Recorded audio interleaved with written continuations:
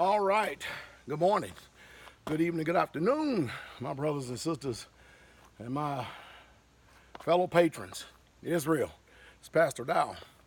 I promise you all, especially you brand new people that's come in, at the Hebrews conference up there, I'm at the gym, and I'm taking a break right now to make this video to welcome you to my patron channel and also to make good on my promise that I said I would do. Earlier, I uploaded a video said community and Homestead 1. Okay, in between these videos right here, while I'm giving out information, I'm going to go ahead and drop some knowledge on you about homesteading and community. Okay, everybody starts off knowing that they need to get out. They know that something is greatly wrong. They know that, right?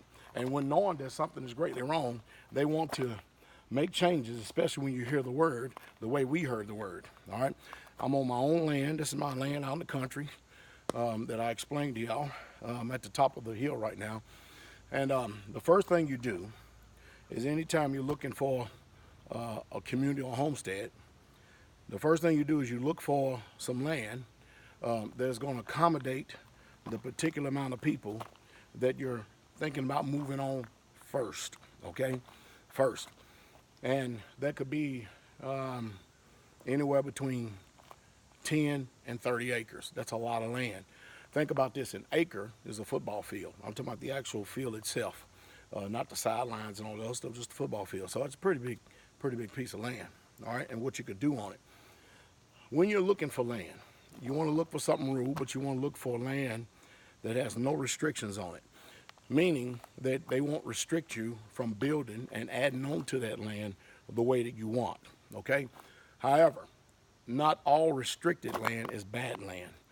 Let's say if you found some land that already had a solid structure on it, let's say a home or two, a home or garage, you could easily build another home on that land, tied into the very system that that home is on, and then have another homestead, and then make another one on the side of that. And then you'll have 3 homesteads there, enough to accommodate 3 families. It depends, because in our ministry, like we have a family up there in Clarksville, we have, I think it's 4 or 5 families and a single brother, that what I told them to do, and everybody does this, is go out and rent a big house for those who are serious-minded. And you have to have a leader. Somebody has to be the leader in that house. And he has to be a just leader and a just ruler that everybody can trust in as well, meaning that they won't abuse their position, okay? And also, ground rules need to be set because around here, we don't tell people's wives what to do. That's not our covenant, even though they're on the community. Now, we can ask them to do things, but they're not our wives, okay? So usually there's a sister that's usually over the women, and mostly it's the leader's wife, okay? And they have perfect harmony. Now, you're going to deal with what the scripture says, iron sharpeneth iron. Anytime you live together, you're going to deal with that. So if you find a big house, and let's say you got 2 or 3 families, all right, if you got a family and children, y'all could take up 2 rooms in the house. And then on the other end of the house, if it's just a single, if it's just a married couple, it could be 2 people on that end. Also, there's a lot of dynamics, and we'll talk about all that as well, but it can be done, okay? Also, when you're looking for land, you always want to look for land that has access to water. And the reason why you want access to water, because you don't want to pay the city or anybody the amount of water that you're going to be using for livestock. For instance, goats and bulls, cattle, sheep, chickens. Animals require an extraordinary amount of water. Not only that, humans require an extraordinary amount of water. So you want to find a piece of land that has a good water source, all right? Our particular land, there's a creek that runs adjacent to it, spring fed. And I remember one time out here, it didn't even rain for the space of 3 months, and that creek never ran dry, never. So look for a good, reliable water source. Okay, you may have to drill for a well, because water is the source of life, and it is the livelihood on the land, okay?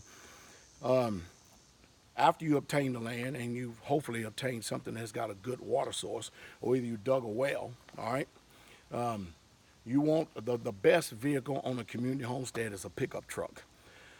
A pickup truck is universal. You can do a whole lot more. It's diverse. You can do a whole lot more with a pickup truck than you can with a car or an SUV.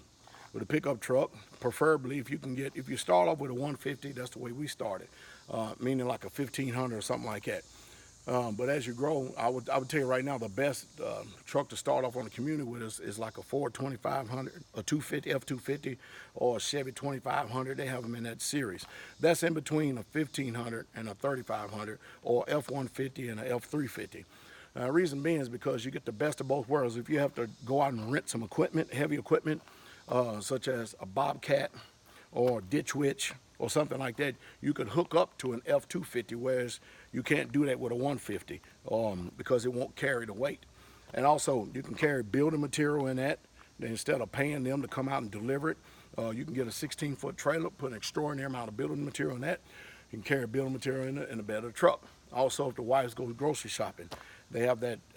Mind you, you want to get a pickup truck that preferably has a full-size cab. All right, so when the sisters go shopping, they can actually put the groceries in there and also be able to add groceries in the back. So this would be the first installment on what to actually look for when you're going for land, what you need, and some of the necessities starting off. This is just the basics right here. I welcome each and every last one of you that is actually taking up the charge. Believe me, you can do it.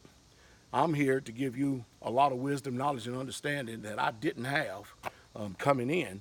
I made all the mistakes, and you don't have to make all the mistakes. You don't have to reinvent the wheel.